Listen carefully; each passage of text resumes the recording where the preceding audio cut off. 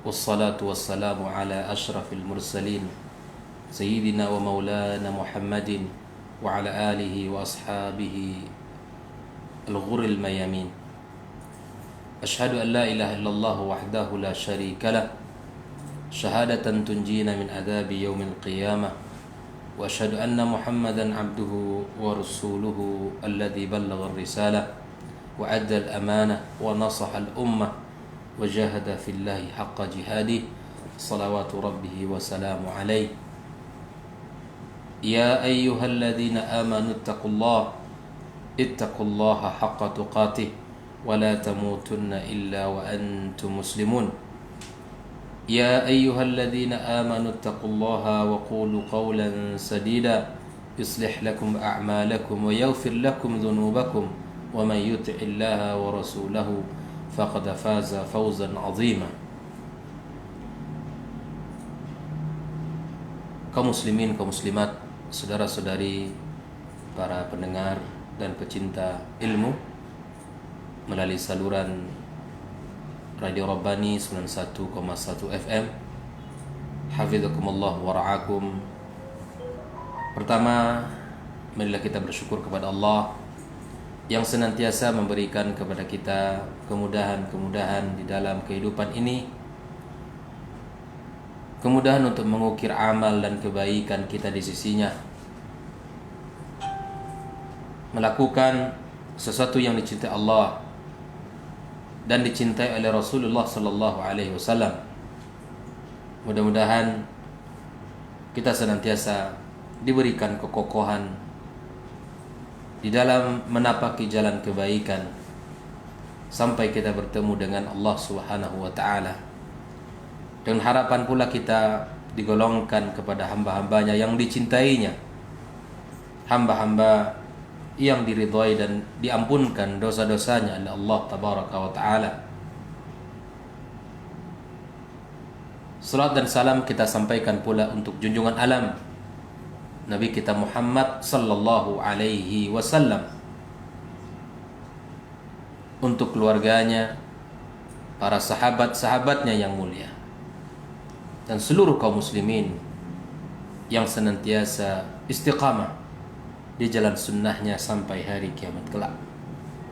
Ikhwani wa akhwati fid din, kembali kita melanjutkan pembahasan kaidah-kaidah Al-Quran di dalam kehidupan. Pada hari yang baik ini insyaallah kita akan membahas satu kaidah yang terdapat di dalam surat Thaha ayat yang ke-69. Allah tabaraka wa ta'ala berfirman, "Wala yuflihus sahiru haitsu ata." Bahwa penyihir tidak akan mendapat kemenangan dimanapun dia datang. Allah menggambarkan dalam ayat ini agar kita jadikan sebuah pegangan untuk meninggalkan segala bentuk macam tipu daya sihir. Allah menyebutkan ayat ini dalam sebuah ketetapan Allah bahwa orang yang melakukan sihir dia tidak akan mendatangkan manfaat baginya dan bagi orang lain. Bahkan yang didatangkan adalah kemudaratan.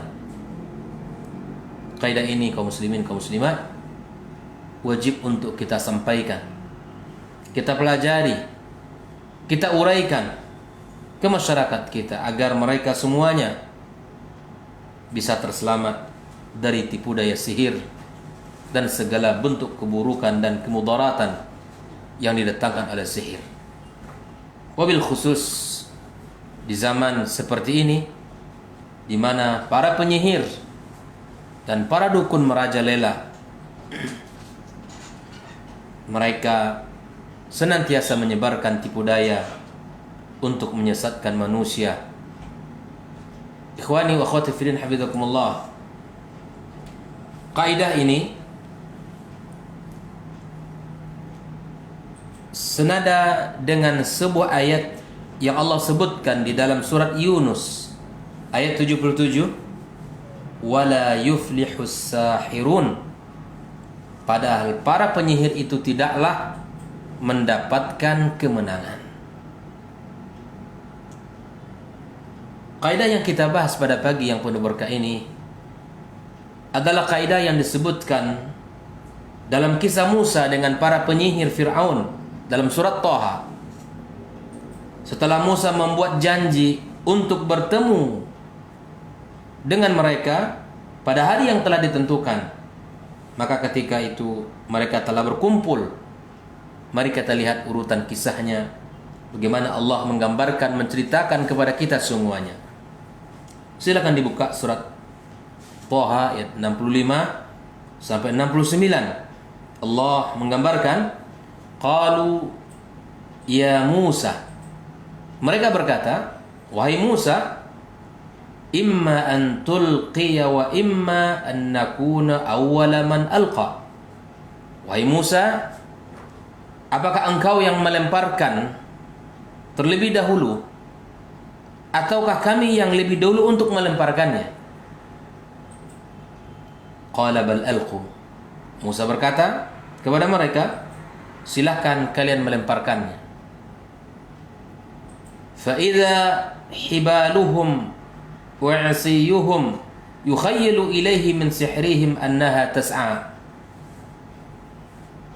Maka tiba-tiba tali mereka dan tongkat-tongkat mereka terbayang oleh Musa seakan-akan ia merayap secara cepat karena sihir mereka itu. Apa yang terjadi kaum muslimin kaum muslimat? Fa'aujasa fi nafsihi khifatan Musa. Lalu kemudian Musa merasa takut dalam dirinya, dalam hatinya. Qulna la takhaf innaka antal a'la. Allah berkata kepada Musa, jangan takut wahai Musa, sungguh engkaulah yang akan menang, sungguh engkaulah yang unggul. Lalu kemudian Allah katakan kepada Musa, wa alqi ma fi yaminik, lemparkanlah apa yang ada di tangan kananmu. Talqaf ma sana'u innama sana'u kaidu sahir wa la yuflihu sahiru haitsu ata. Lemparkanlah apa yang ada di tangan kananmu, niscaya akan menelan apa yang mereka perbuat. Apa yang mereka buat itu hanyalah tipu daya saja, tipu daya penyihir belaka, dan tidak akan menang penyihir itu dari manapun ia datang.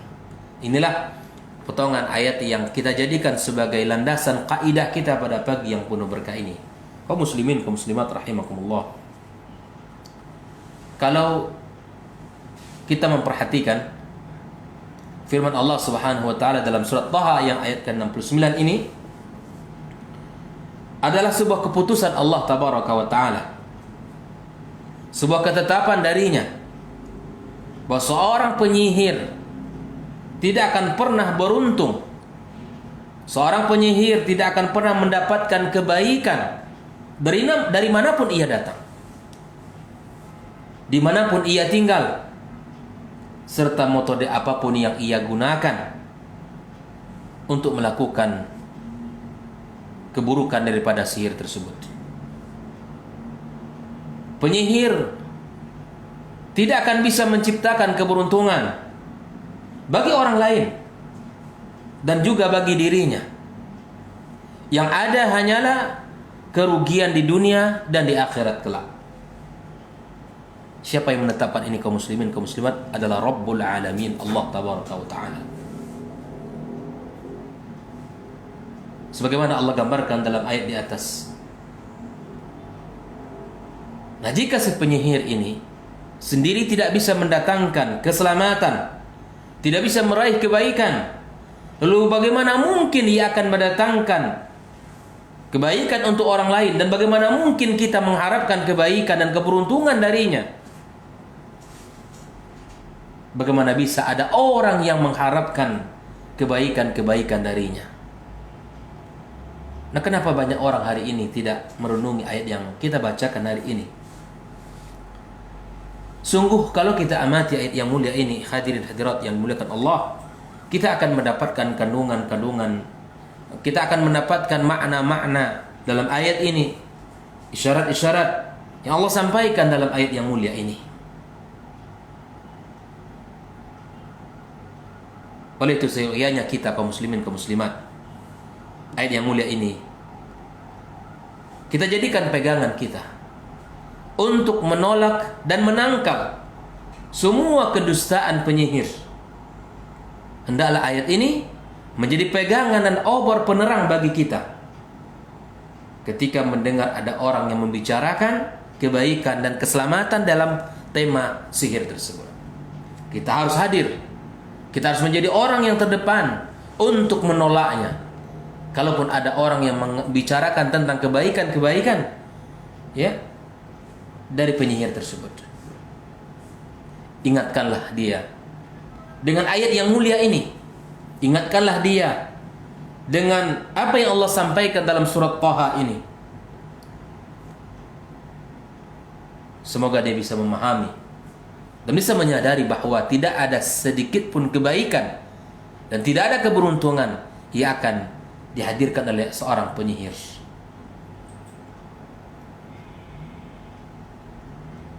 Ikhwani wa akhwati fi din, hafizakumullah. Allah tabaraka wa taala menjelaskan dalam surat Taha ini tentang apa yang terjadi antara seorang rasul, seorang imam yang menyerukan tauhid kepada Allah tabaraka wa taala, seorang nabi yang termasuk ulul azmi yang mengajak kepada kebaikan dan kebenaran, yaitu Musa alaihissalam, dengan Fir'aun yang mengajak kepada kebatilan dan mengaku sebagai Rabbul Alamin. Dan dia juga mengaku bahwa dia tidak mengetahui adanya Tuhan lain yang harus disembah dan diibadahi oleh kaumnya selain dia sendiri. Dia melakukan berbagai macam kekufuran, kesombongan, keangkuhan. Di antara bentuk kezaliman ia adalah memiliki andil besar di dalam menyebarkan sihir dan menguatkan para penyihir. Inilah dosa. Di antara sekian banyak dosa yang sudah ketahui tentang dosa Fir'aun, dia memiliki andil besar di dalam menyebarkan sihir dan menguatkan para penyihir. Bahkan dia memberikan peluang, memberikan ruang selebar-lebarnya bagi para penyihir itu. Akhirnya jadilah para penyihir sebagai pendukung dan penolong daripada Fir'aun, sebagaimana dijelaskan di beberapa tempat di dalam surat Taha ini. Allah Azza wa Jalla mengirimkan kepada Nabi Musa alaihissalam dan kepada Fir'aun yang telah melampaui batas kesombongannya. Musa alaihissalam ditugaskan Allah untuk menjelaskan kebenaran-kebenaran yang telah disampaikan Allah tabaraka wa ta'ala di dalam banyak ayatnya. Ikhwani, kalau kita lihat urutan ayat yang Allah sampaikan, kita renungi dan kita perhatikan susunan dari ayat yang mulia ini, maka kita lihat ketika Allah gambarkan wala yuflihus sahiru haitsu ata, ini menunjukkan di dalam kaidah nahwu, dalam kaidah Quran, annal fi'l al-mudhari idza kana fi siyaqin nafi fa inna dhalika yaqsibuhu sifatul umum wa hakadha al-fi'l la yuflih fa innahu jaa fi siyaqin nafi fadalla dhalika ala umumi falan yufliha sahirun abadan mahmatala wa ta'ammal kayfa ammama dhalika bil amkinati faqala haitsu ata. Ikhwani wa akhwati fi din, Abdullah bin Abbas radhiyallahu taala anhu mengatakan bahwa ketika kita ingin melihat keindahan ayat-ayat Al-Qur'anul Karim, maka mengharuskan kita untuk kembali kepada bahasanya. Kita lihat di sini bahwa ketika Allah menggambarkan dengan fi'il mudhari pada siyaq nafi, ada siyaq nafi. Ketika Allah gambarkan la wala yuflihus sahir, al-fi'il mudhari yang mana menunjukkan an-nafi, dan ini menunjukkan makna, memiliki makna al-umum. Artinya setiap penyihir dan siapapun orang yang melakukan sihir tidak akan pernah beruntung abadan. Mahmah ta'ala, meskipun dia melakukan tipu daya yang luar biasa, tidak akan pernah beruntung. Bahkan Allah gambarkan lagi, tidak hanya pada fi'il mudhari tersebut, tapi Allah katakan haitsu atah, dari manapun ia datang. Ini menegaskan kepada kita bahwa sekali lagi sihir tidak akan bisa mendatangkan manfaat dan mudarat. Ia sudah menjadi keyakinan bagi setiap muslim. Harus menjadi sebuah i'tiqad dari setiap insan yang beriman. Kalau seandainya rumah-rumah kita, kaum muslimin masih mengakui dan meyakini adanya manfaat dari perlakuan sihir, adanya kebaikan yang didatangkan, maka perlu kita luruskan akidah kita bersama. Perlu kita pahami secara baik bagaimana Allah membimbing kita, bagaimana Rasulullah sallallahu alaihi wasallam mengajari kita bersama di dalam agama ini. Oleh ikhwani, para ulama lugah mengatakan di dalam ayat ini Allah katakan haitsu ata, dari manapun ia datang. Allah tidak menggunakan haitsu kana, ay haitsu halla sirrun. Di antara hikmah dan pelajarannya adalah memperhatikan bahwa para penyihir itu datang dari seluruh sisi kota Mesir, dari seluruh negeri yang berbeda-beda. Sebagaimana Allah gambarkan dalam ayatnya Syu'ara, fajumi as-saharatu limiqati yaumin ma'lum. Maka dikumpulkanlah para penyihir oleh Fir'aun pada waktu yang telah ditentukan. Maka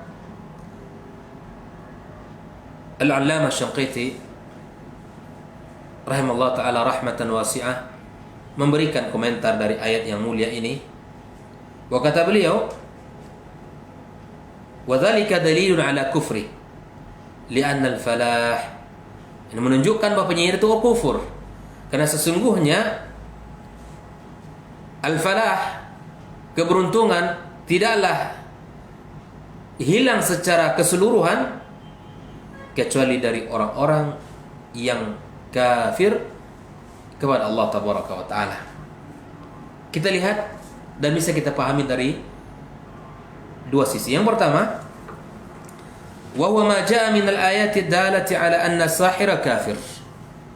Di antara ayat-ayat yang menunjukkan bahwa sesungguhnya sahir, penyihir itu adalah kafir, firman Allah tabaraka wa taala, wa ma kafara Sulaiman walakinna asyayatin kafaru yu'allimuna an-nasa as-sihr. Bahwa Sulaiman tidaklah kafir, tetapi sesungguhnya syaitan yang kufur, mereka mengajarkan manusia perbuatan sihir. Ikhwani, firman Allah tabaraka wa taala, Sulaiman tidak kafir, menunjukkan bahwa seandainya dia penyihir, dan itu tentu tidak akan terjadi, maka dia adalah orang yang termasuk kepada kafir itu.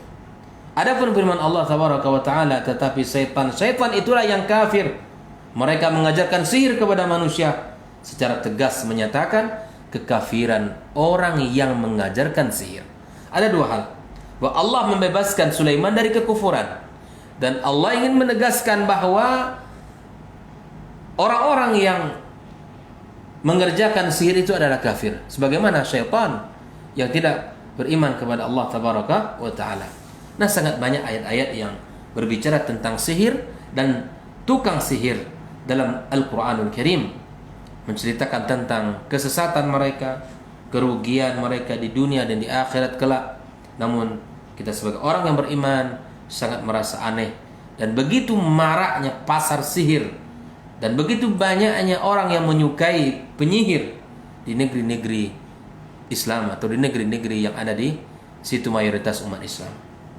Maka sepatutnya, sekali lagi saya katakan bahwa ketika sihir ini merupakan perkara yang mendatangkan kepada kekufuran, yang menyeret kepada kekufuran, maka wajib untuk kita tinggalkan.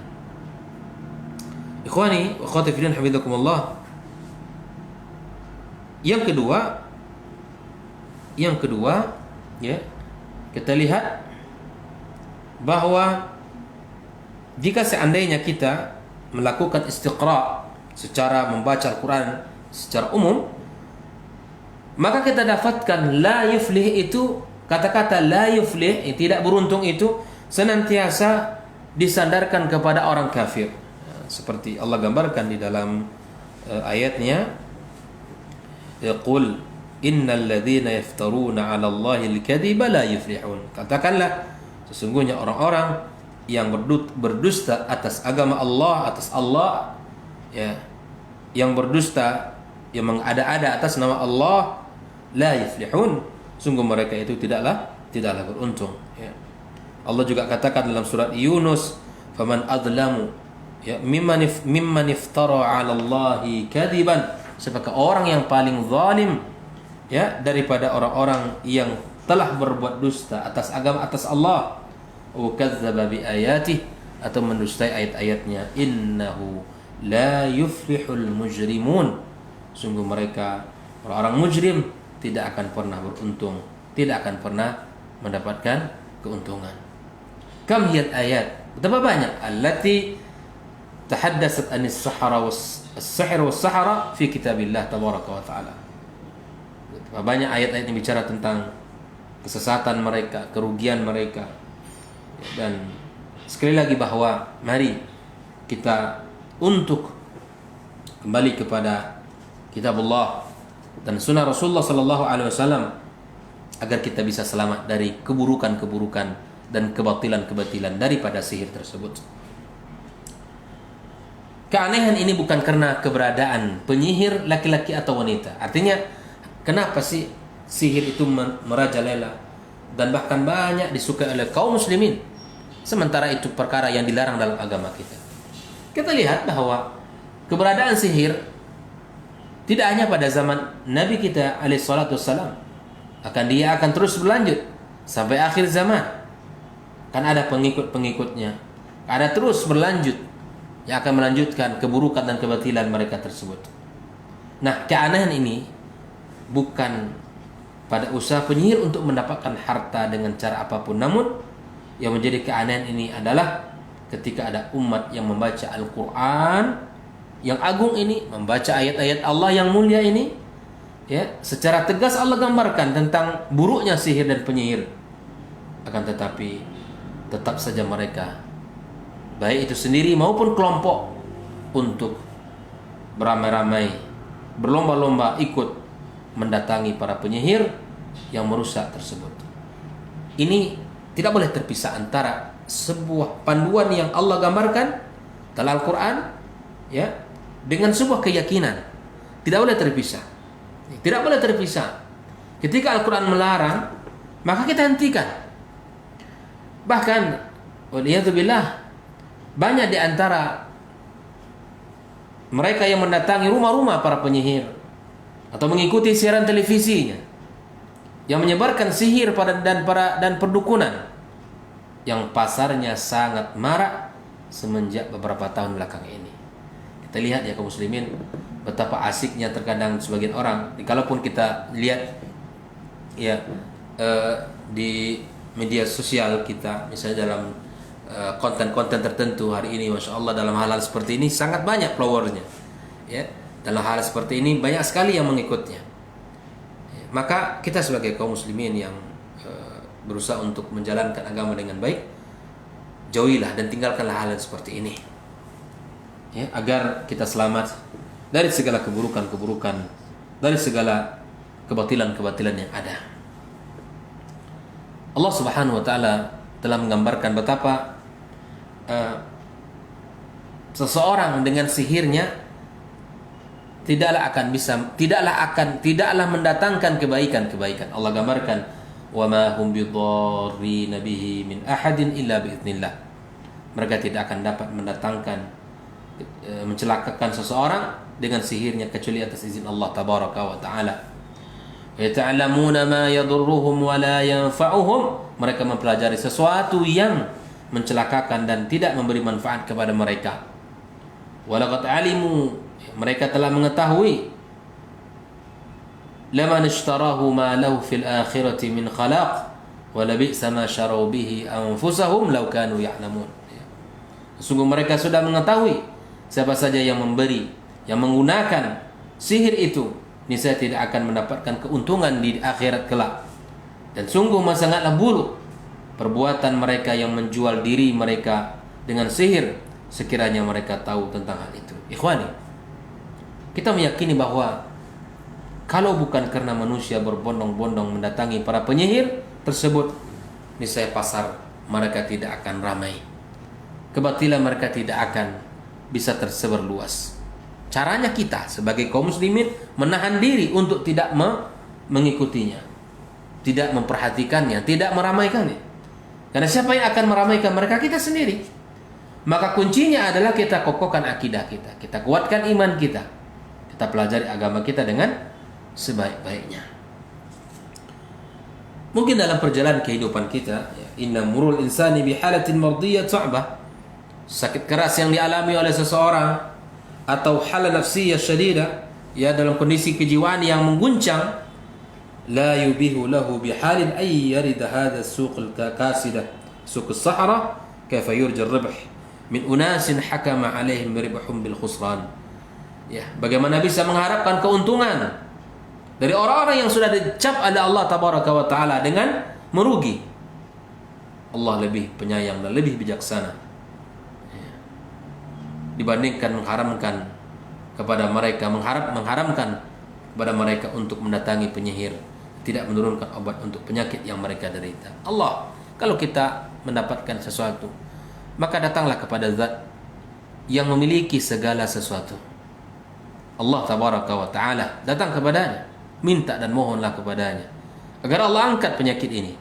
Jangan datang kepada para dukun, jangan datang kepada para penyihir.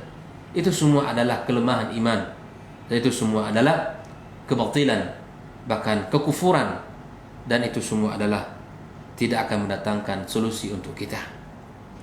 Rasulullah sallallahu alaihi wasallam dalam sebuah hadis Muslim, ya, Nabi kita bersabda, likulli da'in dawa fa idza usiba da'un adda bara'a bi idznillah azza wa jalla. Bahwa setiap penyakit itu ada obatnya, dan jika obat pas dengan penyakitnya maka akan Allah sembuhkan atas izinnya, insyaallah. Maka kita disuruh untuk berikhtiar, ya, disuruh untuk berikhtiar, disuruh kita untuk meminta kepada Allah tabaraka wa taala dan melakukan asbab-asbab yang bisa menjadikan diri kita sembuh dan terbebas dari penyakit tersebut. Di dalam Sahih Al-Bukhari, wa fil Bukhari an Abi Hurairah anna Nabiy sallallahu alaihi wasallam qala ma anzalallahu da'an illa anzala lahu shifaa. Allah tidak akan menurunkan sebuah penyakit melainkan Dia juga menurunkan obatnya. Allah tidak menurunkan sebuah penyakit melainkan Allah juga menurunkan obatnya. Maka hari ini ikhwani, dalam kondisi pandemi seperti ini, ya, COVID-19, virus corona ini, maka kita lakukan ikhtiar seperti mana anjuran para ahli kesehatan. Kemudian kita, jika ditimpa oleh penyakit ini, maka mintalah kepada zat yang memiliki segala sesuatu ini. Insya Allah itu solusi yang terbaik. Bukan malah kita mendatangi dukun agar kita tidak terkena corona, atau ketika seseorang datang sudah ditimpa penyakit corona lalu kemudian dia mendatangi dukun untuk meminta kesembuhan kepadanya. Ini kekufuran kaum muslimin, ini kekufuran. Tidak boleh kita melakukan hal yang seperti ini. Akidah kita harus kokoh, keyakinan kita harus benar, karena dengannya kita akan tegak, dengannya kita akan hidup, dengannya kita bisa menjalankan kehidupan kita dengan benar, akan menyongsong kebahagiaan di akhirat kelak, akan menyongsong keabadian yang hakiki di sisi Allah tabaraka wa ta'ala dalam surganya. Maka siapapun di antara kaum muslimin yang hari ini menghadapi ujian di mana kita masih muda untuk mendatangi dukun, mendatangi para penyihir untuk minta pertolongan, segeralah bertaubat kepada Allah tabaraka wa taala. Ikhwani wa akhwati fillah hafizakumullah. Karena begitu dahsyatnya kemudaratan yang ditimbulkan oleh sihir, maka semua syariat mengharamkannya. Perhatikan. Wa li'azimi darari as-sihr faqad haramathu jami'us syara'i'.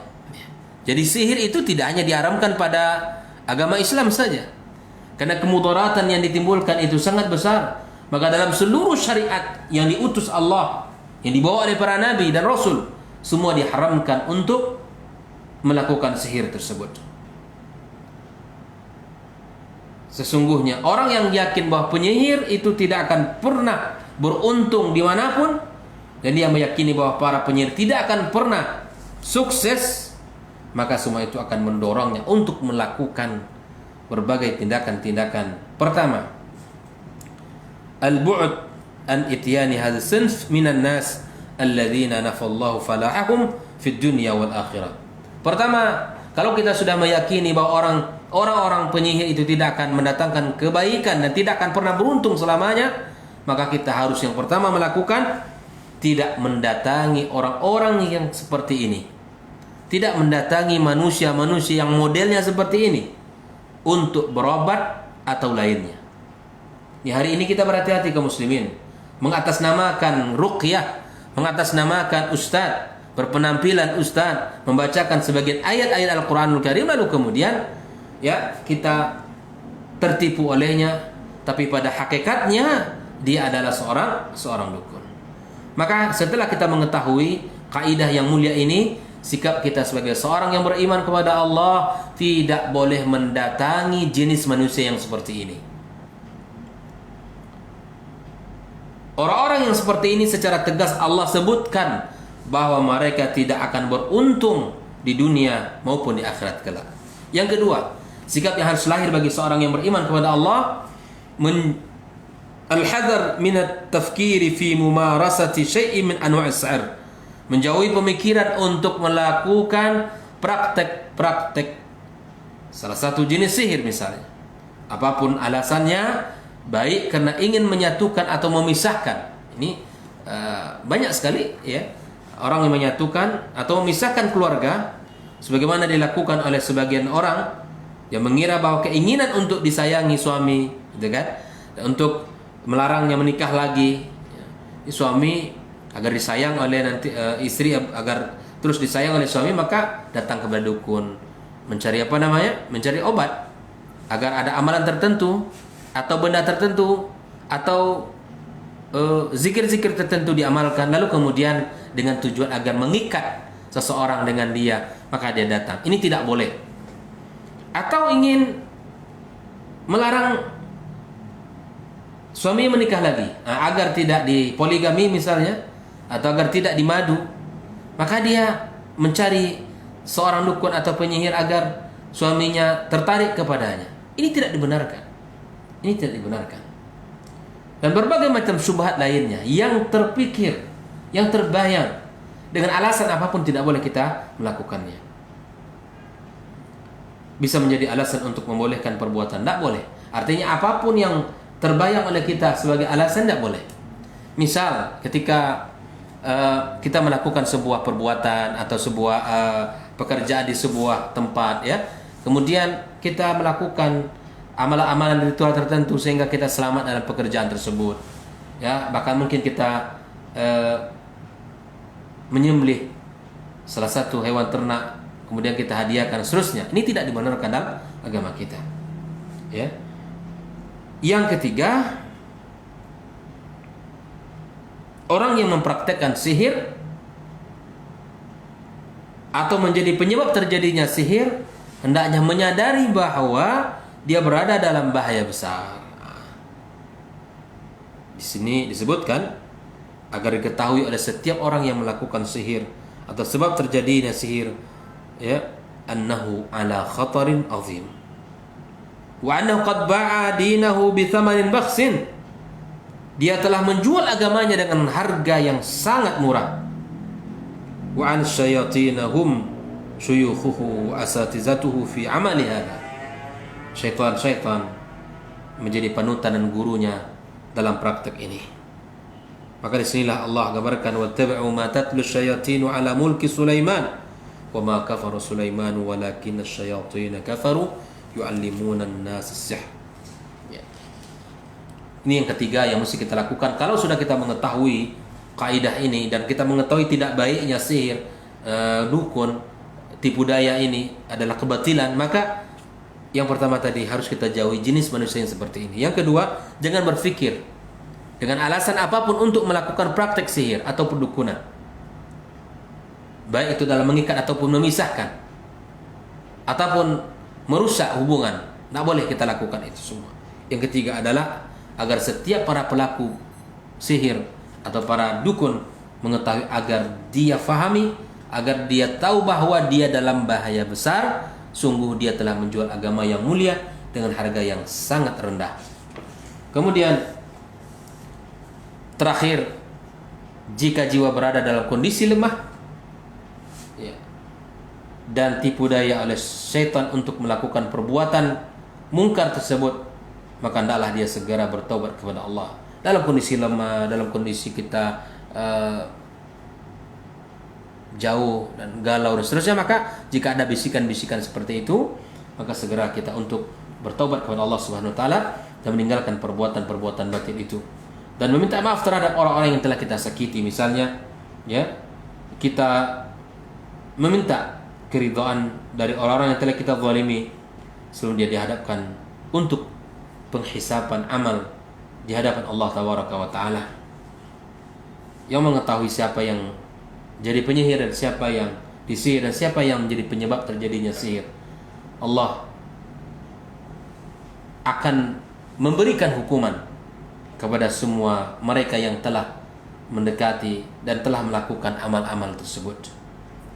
Oleh ikhwani, inna yaqinan mu'min bihadzal qaidah, sesungguhnya keyakinan seorang mukmin dalam kaidah ini maka akan menguatkan kita untuk melakukan sebuah ibadah. Apa ibadahnya? Ibadah tawakkal ala Allah, sebuah ibadah yang mulia, tawakal kepada Allah Tabaraka wa Ta'ala. Wa adamul khawfi min irhabi hadzal sinfil hakir minan nas, tanpa kita takut dan cemas dengan orang-orang yang seperti ini. وهم الصحراء وتذكر عندها قول الله تبارك وتعالى أليس الله بكاف عبده. Dalam sebuah ayat Allah gambarkan, bukankah Allah yang telah mencukupi, telah menjaga hamba-hambanya. Alaysa Allah bikafin abdahu. Ini sebuah kalimat yang harus kita pahami, bahwa Allah ialah yang menjaga kita, Allah lah yang mencukupkan kita. Oleh ikhwani hafizukumullah, di antara hal yang perlu kita renungkan, perlu kita pikirkan, bahwa para penyihir tersebut, meskipun mereka memiliki harta dan hidup dari uang yang diberikan kepadanya, namun mereka tetap termasuk orang-orang yang paling sengsara dalam kehidupan, yang paling kotor jiwanya. Ini tentu tidak aneh, karena siapa saja yang menyerahkan kepemimpinannya kepada setan dan kafir, kepada Rabbnya, maka bagaimana mungkin dia akan bisa sukses dan bahagia serta mendapatkan ketenangan.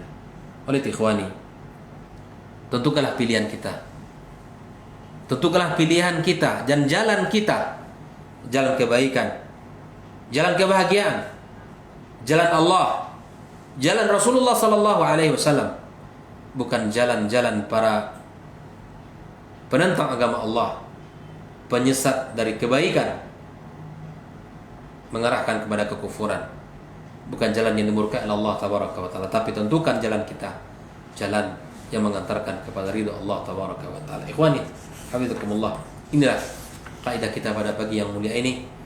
Wala yuflihu sahiru haitsu atah, maka tidak akan pernah beruntung orang yang melakukan sihir itu dari manapun ia datang. Tidak akan pernah beruntung abadan mu'abbada, selama-lamanya. Allah yang mengatakan ini, Allah yang menyebutkan. Maka untuk apa kita? Untuk apa kita mendatangi mereka? Untuk apa kita minta membantu mereka? Jika kita lakukan itu semuanya, maka kita akan termasuk kepada orang-orang yang merugi di dunia dan di akhirat kelak. Wallahu taala alam bisawab. Saya kembalikan kepada Ustaz Rai. Baik, jazakallahu khairan Ustaz. Untuk materi kita di kesempatan hari ini mengenai kaidah Al-Quran dalam kehidupan, untuk kaidah kita yang 11 mengenai sihir dan semacamnya. Sebelum kita tutup kajian, seperti biasa, untuk teman-teman yang ingin bertanya, silakan ke 081273335531. Sembari menunggu telepon ataupun pesan singkat dari layanan WhatsApp, kita bacakan dulu pesan yang sudah masuk mengenai pertanyaan untuk kesempatan hari ini, Ustaz. Untuk pertanyaan pertama, Bismillah, Assalamualaikum warahmatullahi wabarakatuh, Ustaz. Assalamualaikum warahmatullahi wabarakatuh. Ustaz, bolehkah mengajarkan anak kita kata simsalabim abrakadabra? Apakah ini bentuk mantra? Apakah ini sihir? Dan apakah boleh diajarkan sekedar untuk menghibur? Nah, Ustaz. Bismillahirrahmanirrahim. Alhamdulillah wassalatu wassalamu ala Rasulillah wa ala alihi wa sahbihi wa mawala ma ba'd. Naam. Di dalam pendidikan dan pengajaran itu terdapat panduan ya, di dalam Al-Qur'an dan sunnah Nabi kita sallallahu alaihi wasallam. Maka dalam pengajaran anak kita yang diperintahkan oleh Nabi kita alaihi salatu wasallam dan dilakukan oleh Nabi kita alaihi salatu wasallam adalah menyampaikan sesuatu yang baik, menanamkan keimanan, mengokohkan akidah, membuat dia terkait dengan Allah, tergantung kepada Sang Penciptanya. Ini yang dianjurkan. Bahkan di dalam konsep hiburan sekalipun kita telah dijajarkan oleh Nabi kita sallallahu alaihi wasallam.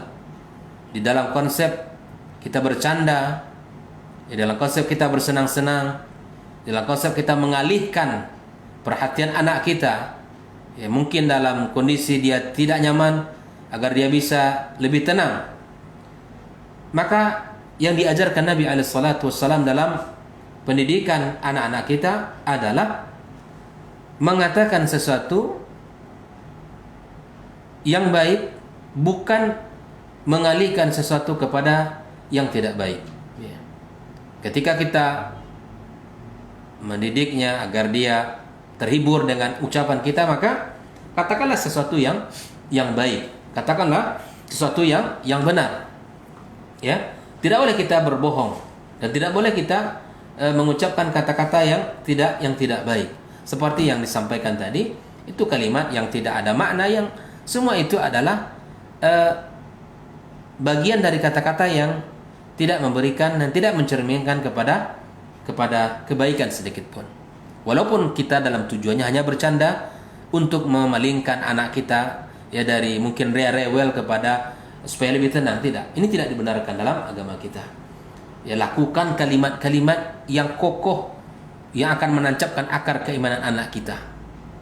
Ya, kisahlah seperti kisah dalam surga, sampaikan kisah-kisah keindahan di dalam surga, sampaikan kisah-kisah kekuatan imannya para sahabat dan perjuangan dengan Nabi alaihissalam. Ini tentu lebih bermanfaat daripada kisah-kisah atau kata-kata yang hanya sekedar ungkapan yang tidak memiliki makna. Ya, dalam bercanda kata Nabi tidak boleh kita berbohong, ya kan? Dalam bercanda saja tidak boleh kita berbohong. Apalagi dalam mendidik anak kita. Ya, seperti kita katakan, Masya Allah, cicak ini sangat indah. Padahal cicak nggak ada. Sedikit demi sedikit kita mengajari anak kita sesuatu yang tidak benar. Pelan-pelan secara tidak kita rasakan, ya, tanpa kita sadari, kita telah menanamkan kebohongan pada anak kita. Telah melatih dia untuk memiliki sifat bohong. Padahal sesungguhnya Islam tidak mengajarkan itu. Bercanda sekalipun kita tidak boleh berdusta. Katakanlah sesuatu yang benar. Nabi alaihissalam bercanda dengan anak-anaknya dan cucu-cucunya, dan bahkan anak para sahabat. Seperti dia katakan kepada Anas bin Malik, ya dzal uzunain, ya kan? Anak yang memiliki dua telinga. Benar tidak? Benar, karena memang telinga kita dua. Nah, itu cacian Nabi. Seperti Nabi juga katakan kepada adiknya Anas ibn Malik, ya, ketika dia menangis di saat melihat mainannya, burung kesayangannya mati, dia bersedih. Maka kemudian Nabi mengatakan, ya Aba Umar, ma fa'ala Nughair. Dikatakan Nabi SAW, ini bentuk-bentuk canda Nabi SAW, dan itu boleh kita lakukan jika pada yang sebenarnya. Maka sebaiknya kita tinggalkan akhi fillah, ukhti fillah, kata-kata seperti tadi, ya.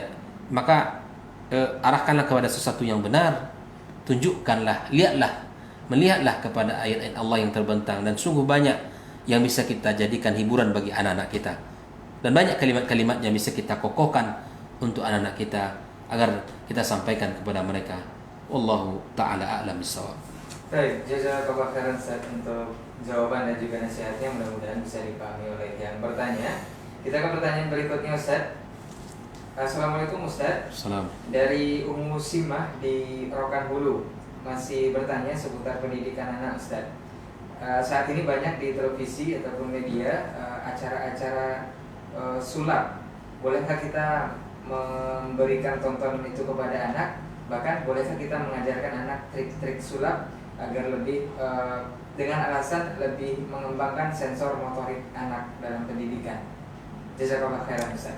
Bismillahirrahmanirrahim. Alhamdulillah wassalatu wassalamu ala Rasulillah wa ala alihi wa sahbihi wa mawala ma ba'd. Ya, dalam syariat Islam, ya, kita dibolehkan untuk melakukan sesuatu yang mubah pada sifatnya, ya, mubah, ya. Dan kita carilah, ya, sesuatu yang mubah yang hukumnya dibolehkan. Kita cari bentuk-bentuk pendidikan yang dibolehkan dalam agama kita. Dalam kehidupan kita seringkali mendengar tentang yang dilakukan oleh para penyulap, ya, berupa atraksi-atraksi, dan ini disaksikan oleh anak-anak kaum muslimin melalui layar televisi mereka, ya, secara langsung. Dan ini tidak bisa disembunyikan bagaimana, Masya Allah, sulap itu sangat mengundang perhatian mata, ya, karena mematikan, menghidupkan burung misalnya, ya, sebagai contoh saja, mengeluarkan telur dari dua tangannya, dan hal-hal yang semacam ini. Lalu bagaimana hukum menyaksikan hal ini? Apakah dia bagian yang terlarang dalam agama kita? Naam.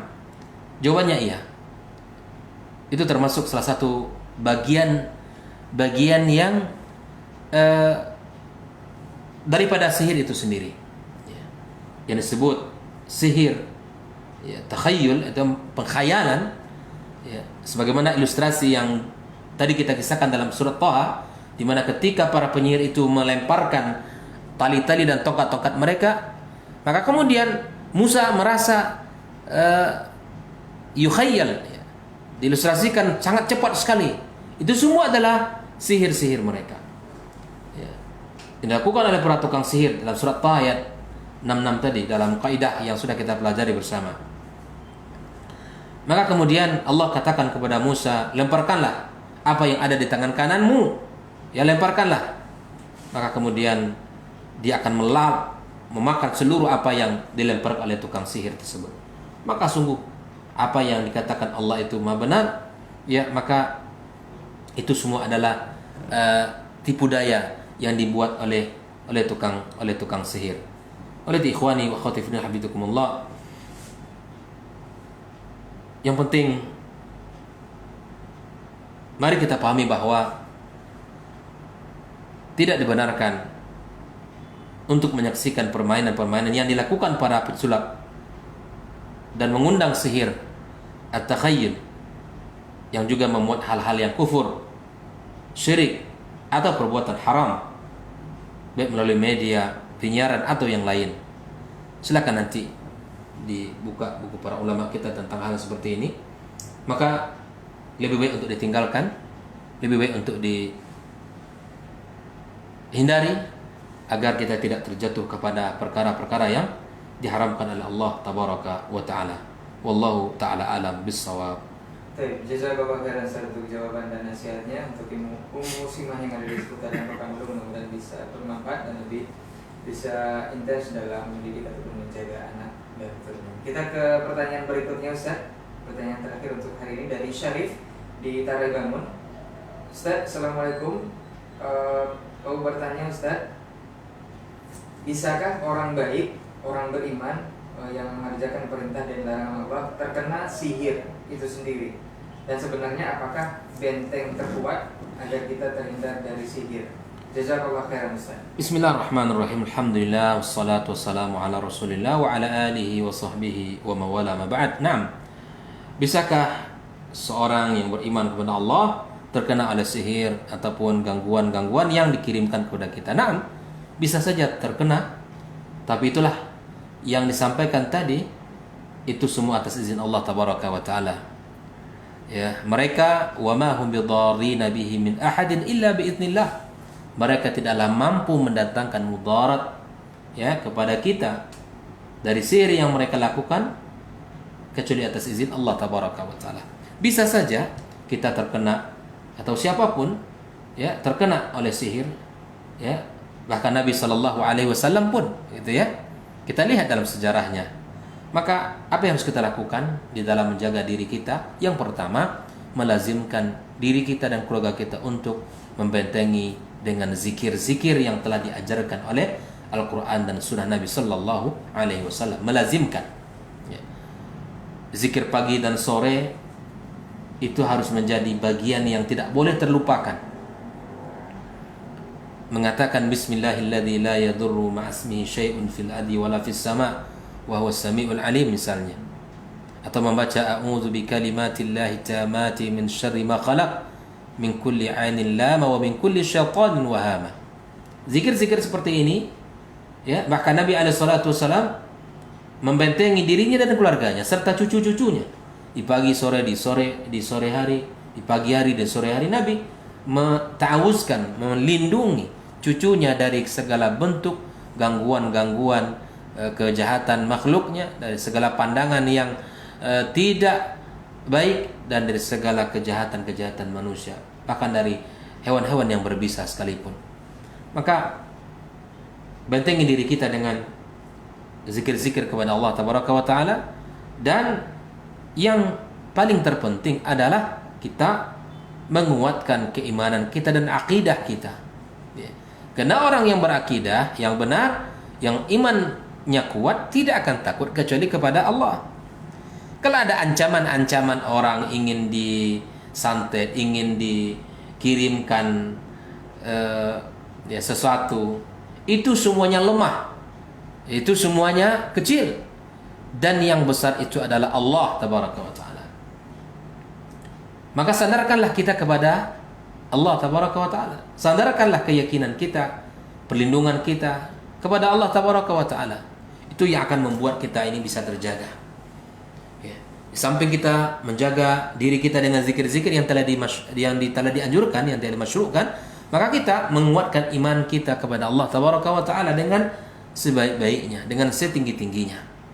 Yang berikutnya kita ya membaca ayat-ayat Al-Qur'anul Karim, melakukan wirid-wirid kita, misalnya punya targetan Al-Qur'an tak boleh terputus dalam bacaan kita. Setiap hari mesti ada ayat yang kita baca. Ya, artinya ada tilawah kita, harian kita. Dan ada ayat-ayat khusus yang seperti Nabi katakan, di antaranya ayat kursi, ya, kemudian Al-Ikhlas, Al-Falaq dan An-Nas.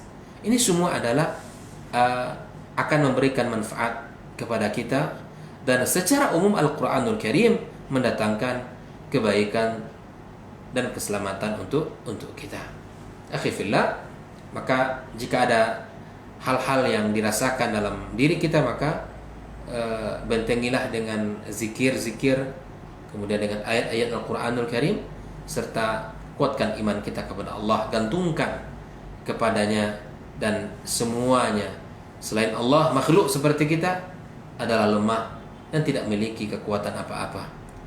Dengan demikian insyaallah kita akan memiliki benteng yang terkuat, memiliki benteng yang kokoh, selamat dari segala kebatilan dan kerusakan-kerusakan serta keburukan dari orang-orang yang jahat. Wallahu taala alam bissawab. Baik, jazakallah khairan Ustaz untuk jawaban dan juga nasihatnya mengenai benteng terkuat untuk kita terhindar dari sihir. Mudah-mudahan Syarif yang ada di seputar tadi bisa memahami dari jawaban Ustaz. Dan untuk kesempatan hari ini kita cukupkan bersama Ustaz kajian kita. Insya Allah di esok hari kita akan bersama kembali dengan lanjutan kajian masih seputar tema kaidah Al-Quran dalam kehidupan sehari-hari. Apa untuk semua salah kata dan khilaf bicara, jazakumullah khairan untuk perhatian untuk semua. Kita tutup dengan doa kafaratul majelis. Subhanakallahumma wa bihamdika asyhadu an la ilaha illa anta astaghfiruka wa atubu ilaik. Assalamualaikum warahmatullahi wabarakatuh. Waalaikumsalam warahmatullahi wabarakatuh.